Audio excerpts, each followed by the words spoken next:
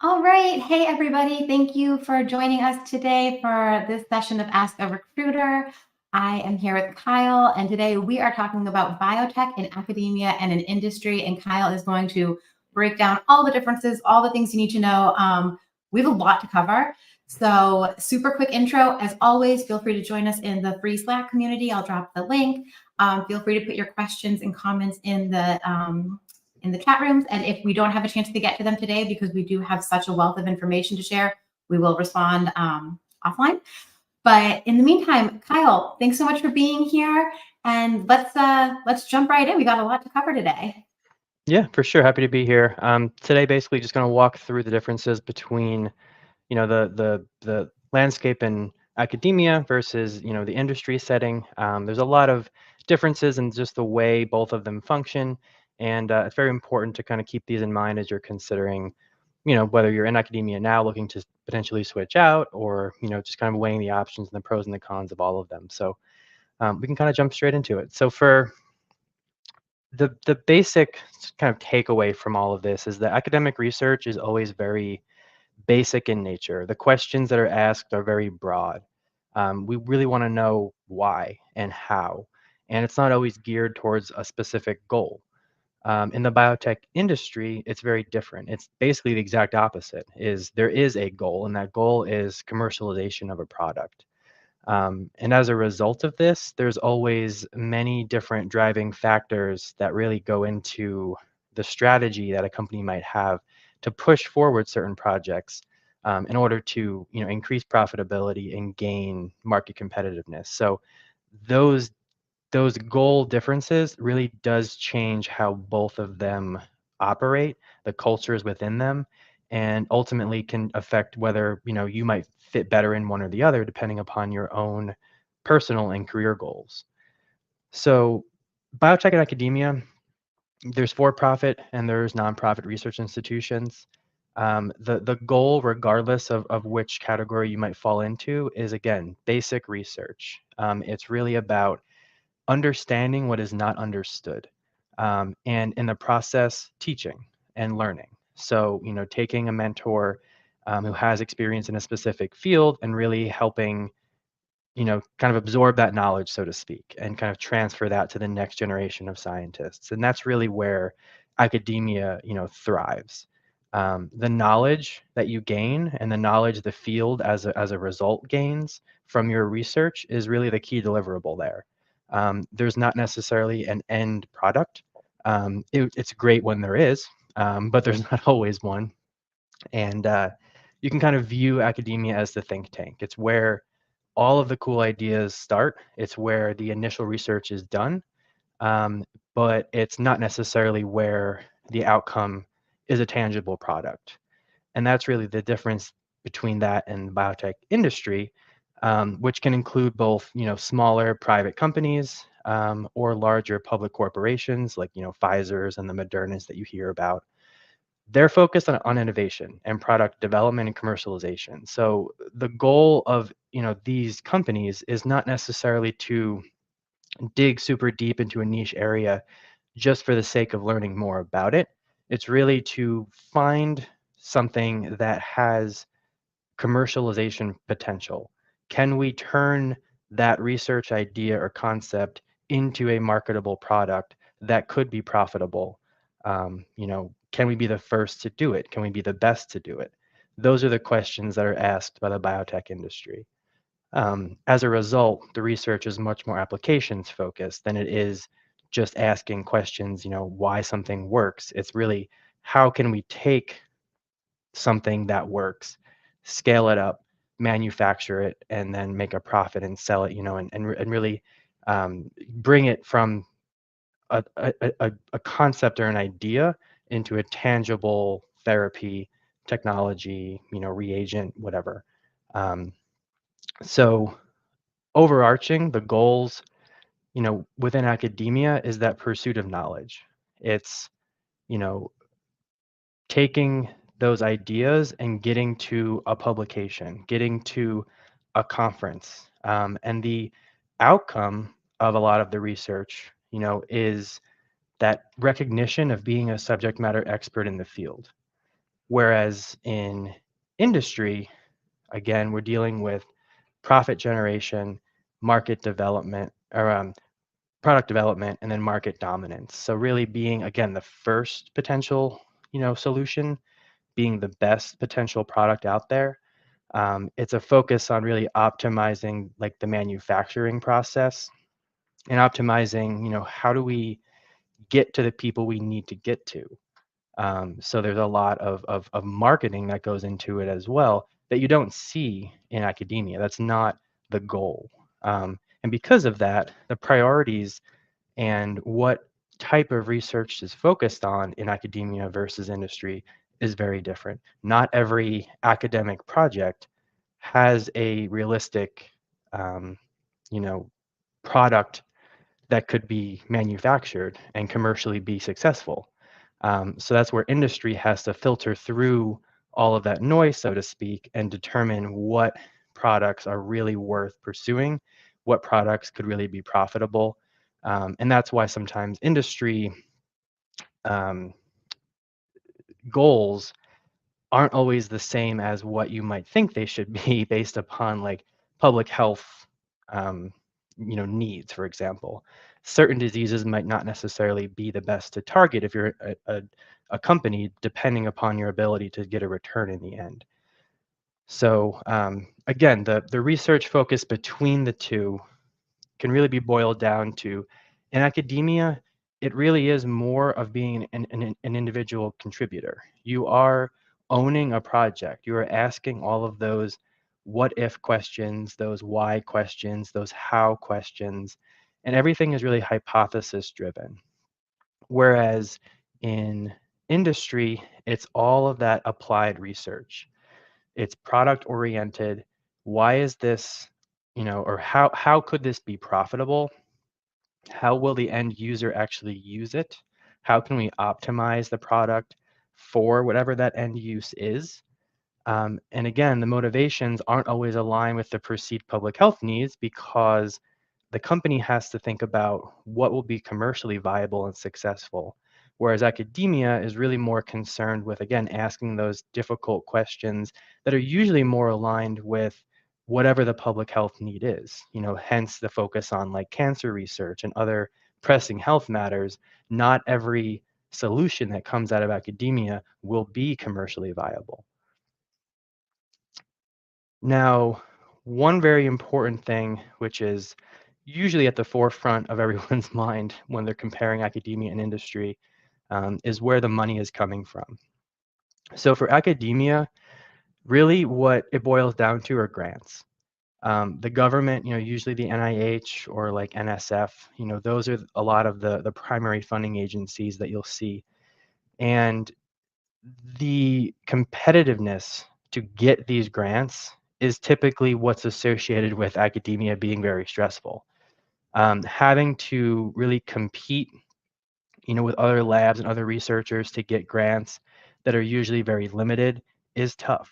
The other challenge is, because it's all government money, it's very volatile and politicized in terms of how much money there is to give. And this can be challenging, especially for smaller labs that are less established, competing with larger labs that have more resources, have more data coming out of them, and can get those larger grants to continue their operations. The funding for industry is a lot different. There are some grants that, depending upon the way the industry or the company is structured, that they can get from the government. But the vast majority of industry funds are coming from venture capital and private investment firms, especially smaller companies. So these companies are weighing the risks associated with that technology. Will this be successful? If they believe that there's a return on their investment, they'll participate in rounds of series financing. Um, and while this is removing that government kind of connection to research, it's still volatile because the economy very much plays a role in the ability of these VC firms to support, industry research. So you'll see economic downturns lead to a decrease in biotech investment. Um, Now, one way around that is if you're a company that has a product, then the revenue that you're generating from the sales of that product are obviously going back into operation expenses. So you can, larger companies typically don't have to rely as heavily upon VC funding, and in some capacities can be completely self-sustaining once they're large enough and have a large enough customer base to really support their own operational expenses.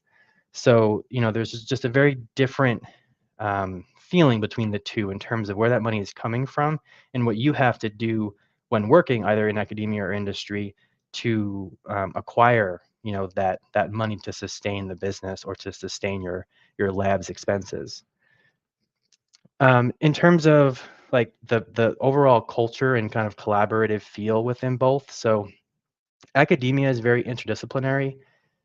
It's really that like walk down the hall and ask, the lab next door if they have somebody who knows how to do something, if you can borrow something. Um, that's just the way academia really functions, and what I think personally is um, a great component of academic culture. Um, in addition, there's a lot of academic partnerships. So whether it be, with other labs within the same institution, or whether it be other, academic labs at other institutions, there's a ton of ways that academic research just really is the best example of research collaboration.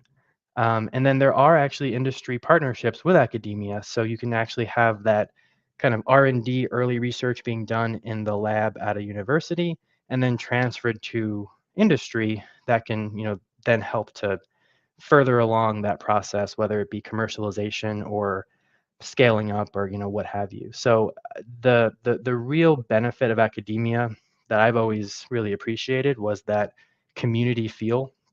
And I think that's what draws a lot of people to academia, and what keeps them there is that it's not, while from a funding perspective it can be competitive, I think a lot of the community feel really does outweigh that a lot of the times. And now in industry, it's a lot of the same, but the feel is different because the motivations and the goals are different.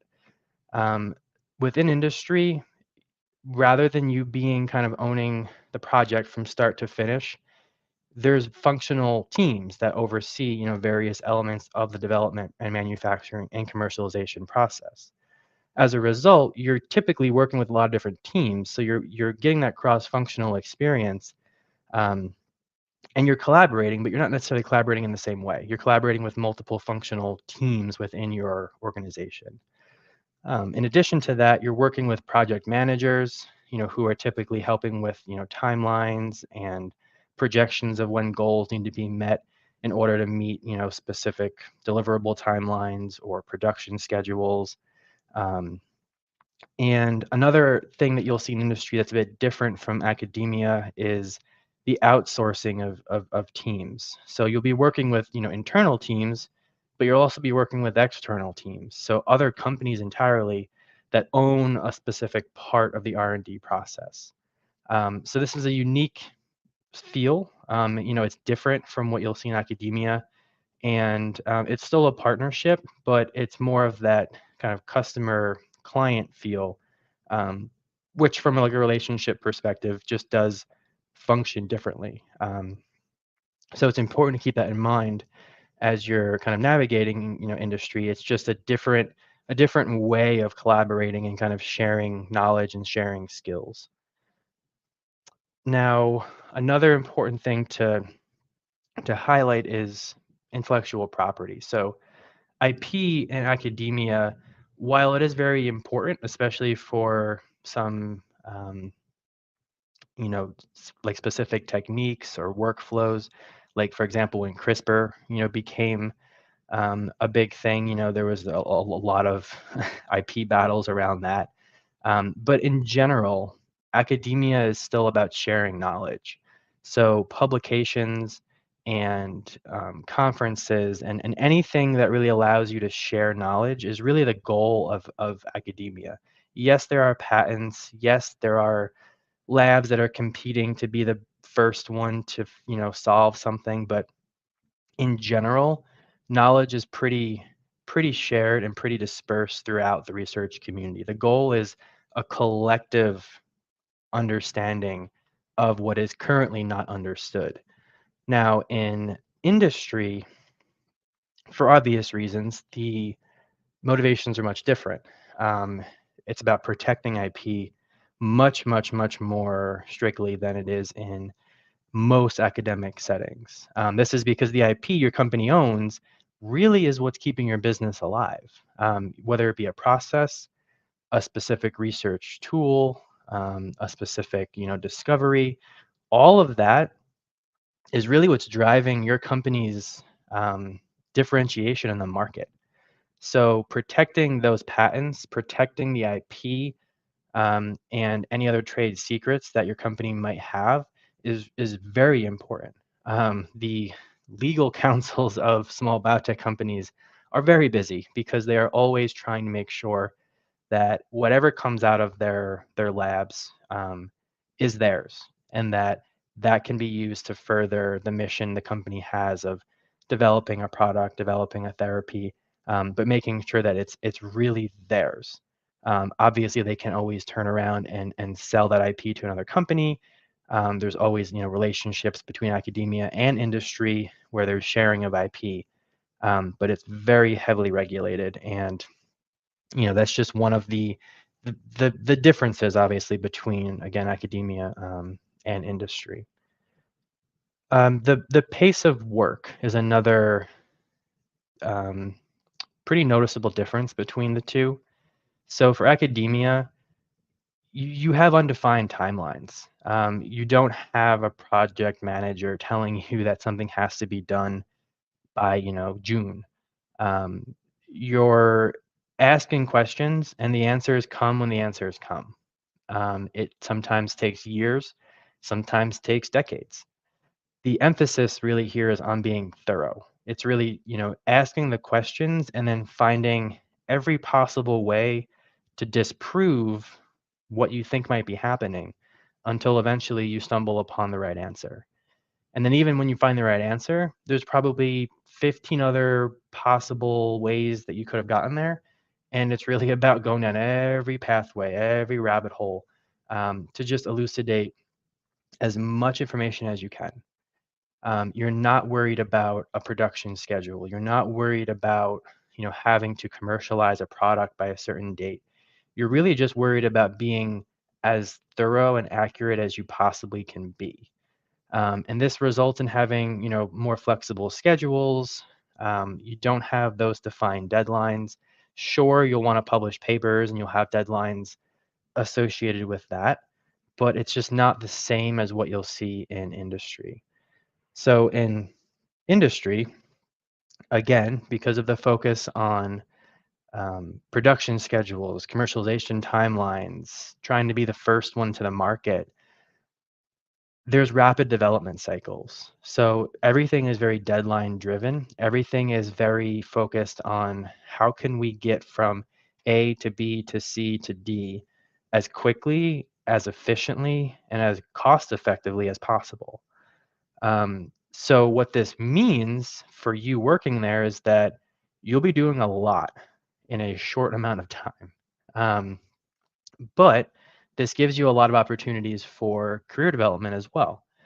You'll see, you know, titles in industry um, get elevated much faster. You can be, an SRA, like a senior research associate, and move up to a senior scientist in a matter of a few years. Whereas you might, never see that within academia. It's just the pace of everything is so much faster.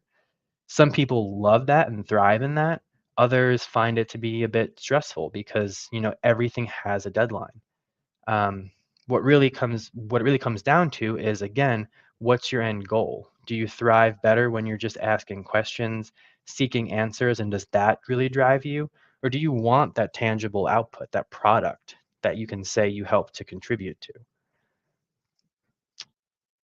A piece that's often forgotten about, but is very important, and usually um, something that can just be a lot of like red tape, basically, in a lot of processes if it's overlooked is the regulatory landscape. So academia has its own share of regulatory frameworks and guidelines. The most common ones that you'll hear about are like research protocols like IACUC and IRBs, which oversee the ethical standards for research that's conducted at universities. This is very important. It's very important to make sure that your research is obviously being done in accordance to all the guidelines that are set in place. But the flavor of regulations are different. Now, in industry, the regulatory guidelines um, arguably are even more stringent because you're now also adding into the mix a lot of the safety guidelines and quality guidelines that come with production, whether it be a therapy that will eventually go into a person or whether it's a medical device or some type of diagnostic. There's a ton of quality standards that you must comply with to ensure that it's safe, that it's reproducible, that it's consistent. Especially if it's like a diagnostic, you have to make sure that it's giving accurate results time after time after time. So even if you have a product, even if you have a way to manufacture the product and get it to market, if it doesn't meet those quality standards, that's a huge issue. So, in industry, there are tons of positions available within quality groups. It's a very important part of the process. And it's something that, like I said, is often overlooked because if you're not familiar with the space, you might not recognize how much really goes into ensuring regulatory compliance of whatever the product might be. So, success metrics between the two. So for academia, and we've discussed this a little bit before, publications, citations, impact factor, the ability to get grants, the ability to get patents, and then just generally recognized as being an expert in the field. So academia is really again about not being the best, but doing the best work and being recognized for that via the various vehicles that you see in academia, like publications and getting the grants and all of that. So it's really about just being that subject matter expert and being recognized as such within your field. Within industry, again, those success metrics are very much business oriented, profit margins, market share, and then overall product adoption, product success. Do people want your product? And is your product better than the others in the market? Or if you're lucky, your product might be the first, in which case it's the best by default. That's really where companies thrive and where their goals and where their motives are aligned with. So for career paths, if you're considering academia, there's a ton of research positions available. You can be a postdoc. You can be, a scientist in a lab. You can be a professor who's, working on really mentoring junior scientists.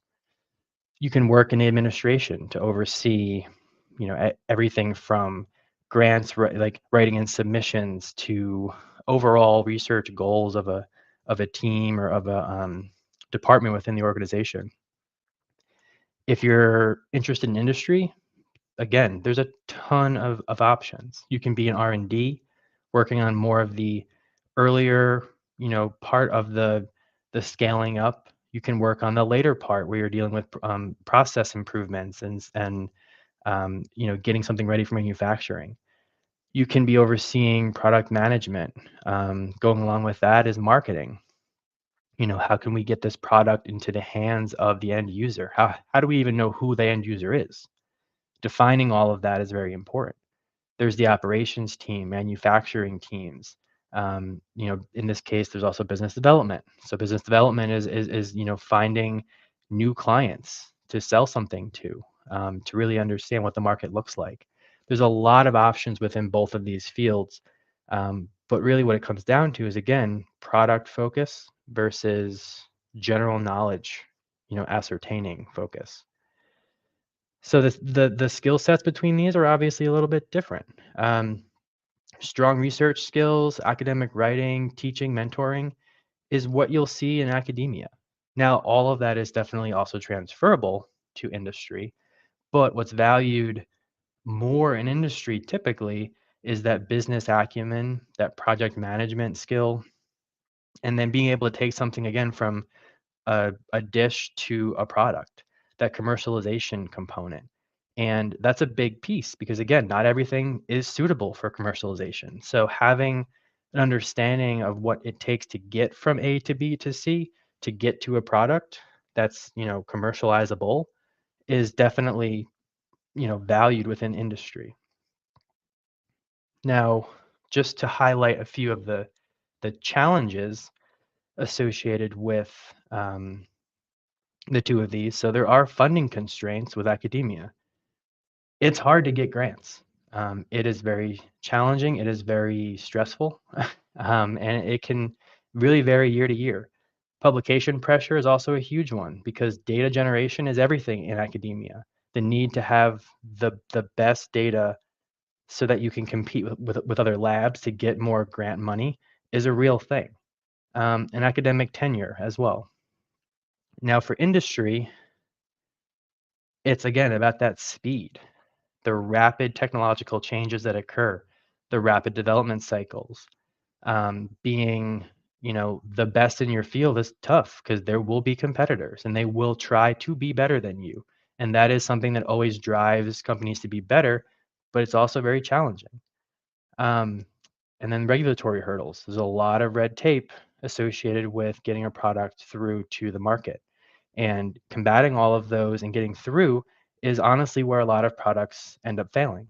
So it's challenging. It's very rewarding when you can get through, but you know, keeping in mind what those regulatory hurdles are as you're developing the product is definitely very important, so that you're not surprised once you get to those more challenging steps. So really, what we're trying to do, what the field is trying to do, and what I've seen, happening over the past couple of years, is really trying to bridge the gap between the two, to stop having, like a wedge between the two, forming these industry and academic partnerships, transferring technology from academia into industry, having industry partners supporting more basic research initiatives and funding academic projects. This way, you get the benefits of the basic research, the thoroughness of the basic research, but then the industry expertise to then take that to the next level and get that to a product. And when the two of these work together, that's where you have an efficient pipeline that really fosters innovation, but also the success commercially of products. So, with all that said, there's definitely pros and cons to both. Whether academia or industry is right for you really comes down to what your goals are, the kind of work you like to do, the kind of questions you like to ask, and ultimately whether you would like to have that tangible product at the end, or whether simply diving deeper into the basic research is really what drives you and motivates you. Regardless, there's a ton of jobs open in both of these areas. And I think there's no right or wrong answer. It really comes down to, what feels right for you. So with that, I think Kyle, everybody's I here. am I am impressed. That was a ton of information and a bunch of slides, and somehow you ended it right on time. That is very impressive. Um, Thank you so much for taking the time to walk through all of that with us. I learned a ton. Yeah, no worries. Um, There's a lot to consider. So, but yeah, fantastic. Well, we are always around in the collaboratory for anyone who has questions. Feel free to join us in our free Slack group. And I'm sure that more people are going to have questions that come up throughout the day and as we kind of share this out. So we'll get back to you. Kyle, I hope that you have a fantastic long weekend. And to everyone who joined us, thank you so much for spending the time with us. We really appreciate it. sounds good. Thanks, Allison. Thanks a lot.